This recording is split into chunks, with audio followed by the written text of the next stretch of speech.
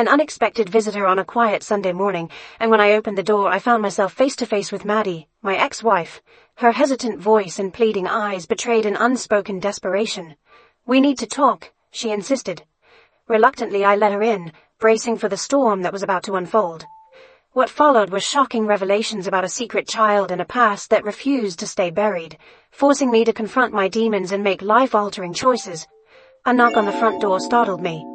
Initially it sounded hesitant and unsure. Furthermore, it was early on a Sunday morning before 8 o'clock. Additionally, everyone I was close to already had a key to my apartment. It was peculiar, but it could be significant. Therefore I decided to open the door. The sight of the slender, attractive blonde woman standing on my doorstep left me utterly stunned. "Hello, James, it's Maddie," she said. Maddie, my ex-wife. Maddie, whom I despised. My heart rate increased, but I attempted to maintain composure. "Maddie, I never expected to see you again," I replied. "I know, but we need to talk," she said. "We should have had this conversation a long time ago." "How did you find me?" I inquired. "I followed you from your mother's house. I remembered that you usually visit her on Monday evenings. It wasn't easy for me to gather the courage to knock on your door," she explained. She smiled, but it was a feeble smile. She appeared uncertain, which was uncharacteristic of her, yet undeniably determined. "May I come in?" she asked. "What do you want, Maddie?" I pleaded. "Please, James, give me 5 minutes and then I'll leave," she requested. I let out a dramatic sigh, as that had always been the extent of my resistance to Maddie's demands. I closed the door and followed her into the living room. She seemed worried, unusually so, and I had no inclination to assist her. "So, what do you want?" I asked. Maddie's azure eyes quickly scanned the room, searching for clues. However, there were few personal belongings as the apartment was still new, and the bedrooms, bathrooms, kitchen, and office were still being organized. She glanced meaningfully at the sofa, but since I didn't invite her to sit, she chose to remain standing. She turned to face me. "Could you offer me some tea or coffee?" she asked. "You're not a guest, Maddie. Just say what you need to say," I replied. "How are you, James? Is it true?" she inquired. I chuckled. "Why do you care?" I questioned. "I love you, James, I always have," she confessed. "And that's why you continuously cheated on me with Tom." I read, "And did you not consider sharing this information with me prior to our wedding?" It never crossed my mind. I still had lingering feelings for him. He enlisted in the military. I haven't had any contact with him for 14 months. And I fell in love with you. Yet you continued to have a physical relationship with him whenever he returned to town. It started a few weeks before our wedding and continued for 3 whole years while we were married. Goodness, Maddie, you never let go of him, even after pledging your loyalty to me. All of this came to light. The detectives uncovered everything during the divorce proceedings. At least she had the decency to avoid eye contact. What is it that you want, Maddie? I want my husband to come back and restore our family. Your ex-husband and I will not reconcile. You destroyed our family, Maddie. I never wanted a divorce. You abandoned us and refused to communicate with me. I've been trying to talk to you for 2 years. I have nothing to say to you, and there is nothing you could say that I would want to hear. You wanted both Tom and me.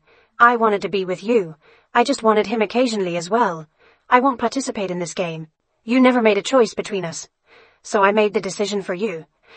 Upon hearing these words, tears glistened in Maddie's eyes. I don't claim to understand her, but the kind of relationship she desired would have destroyed me if I had agreed to it. Everything led up to this moment. Your child needs you, James.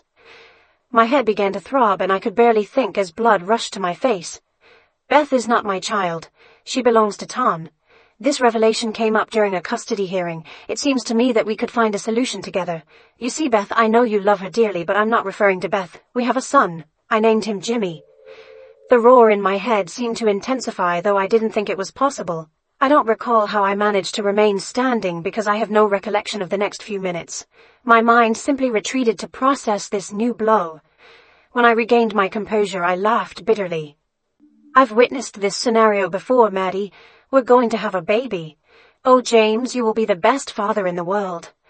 Maddie tearfully confessed, "Only it was Tom's child, not mine." "But it's true. I didn't realize I was pregnant when you served me with divorce papers. When I didn't get my period, I attributed it to stress. By the time I realized I was pregnant, we had already finalized everything, and Tom and I were planning our future together. So what part of your vision for the future led you here?" "I am here because I love you." I dismissed her sentiment, stating, "Your actions towards me have contradicted such claims." Her tears flowed earnestly, yet with Maddie discerning authenticity was often challenging. Jimmy needs his father, and Beth misses you terribly, as do I, she implored. Beth was not yet 2 years old when we parted ways. She has spent more time without me than with me, and you could have sought me out any time after I relocated. What is truly unfolding, Maddie? I inquired, my gaze piercing. With a downcast gaze and tears streaming down her lengthy lashes, Maddie confessed. Tom departed several months ago. His whereabouts are unknown and he declared he would never return. Why? I pressed. Maddie hesitated before revealing. He couldn't reconcile with the fact that Jimmy is your son. Suppressing a malevolent grin, I remarked, well, then you made a grievous choice. She pleaded, please, James, I beseech you, I love you, our children adore you, we are meant to be a family, we belong together. Seriousness etched on my features, I queried, who is listed as the father on Jimmy's birth certificate? Maddie sobbed before whispering, Tom? It appears you are seeking your husband in the wrong place, I concluded firmly.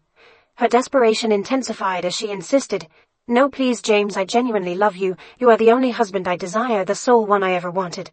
I swear it. Witnessing Maddie's anguish, her contorted expression and heavy breaths punctuated by sorrowful sobs, I grappled with the urge to offer solace. Yet she appeared utterly bereft, devoid of the dynamism that initially captivated me, replaced by a despondent and desperate demeanor. Though her agony threatened to fracture my resolve, I found myself strangely unaffected by my own pain. The sound of the key turning in the front door lock mercifully interrupted our fraud exchange. I turned around, feeling a sense of relief wash over me, and a smile of anticipation graced my face. As expected, as the day transitioned into night, the door swung open, revealing a slender figure with dark hair, dressed in yoga pants and a puffy jacket. In her hands, she held a bag of baked goods and a cardboard tray with 2 paper cups, each with a lid. This is your home, I said, my smile widening. Sally returned the gesture with a bright smile, but her expression changed when she noticed Maddie and looked at me with confusion. Honey, this is Maddie, I introduced. Realization dawned on Sally, causing her lips to press together firmly before forming a cold smile that didn't reach her expressive dark eyes. Hello, Maddie. I've heard a lot about you, Sally greeted, her tone polite. Maddie nodded, her eyes widening before narrowing into slits. She could only manage a nod, her body trembling with sobs. Maddie rushed past us, leaving the door ajar. I carefully closed it behind her. Are you okay, honey? Sally asked, her gaze penetrating mine as she lightly touched my cheek. To be honest, I'm a little scared. I knew I would see her again someday, but I never imagined it would be like this. What does she want? I confessed. Reconciliation. Tom ran away, and she claims I'm her son's father. I explained, a sense of worry creeping into my voice. Oh no, James, could this be true? Sally questioned, her concern evident. Quite possibly. When it became clear that she wouldn't give up on Tom, I swiftly filed for divorce. We had some money, and I gave her everything she wanted just to get her to sign. It's possible she was pregnant without knowing it, I revealed, my voice tinged with regret. What are you going to do if this is true? Sally inquired, her eyes searching mine for answers. Taking the tray and bag from Sally, I placed them on the kitchen island.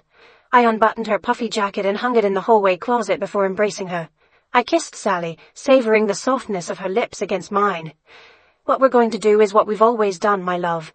We'll do the right thing. You taught me that, I reassured her. If I am this boy's father, initially I was filled with despair, irritable, distrustful, and quick to react to even the smallest triggers, whether they were real or imagined. Sally embraced my wounds and demonstrated daily that I could confide in her completely. She showed me that I was deserving of love, and that I could truly experience it. Relying on Sally's kindness, patience, and unwavering love in the face of my most self-destructive tendencies, we built a passionate and enduring partnership. My affection for this woman knows no bounds. Furthermore, I remarked as I gently caressed the noticeable baby bump that had been present for a few weeks, we have something of our own that will soon demand our undivided attention. Sally responded with another one of her affectionate smiles. By the way, both your child and I are quite famished. Where did you place the buns and tea? We shared a laugh, clasped hands, and made our way to the kitchen. Remember to subscribe to our channel so that your second chef doesn't deceive you.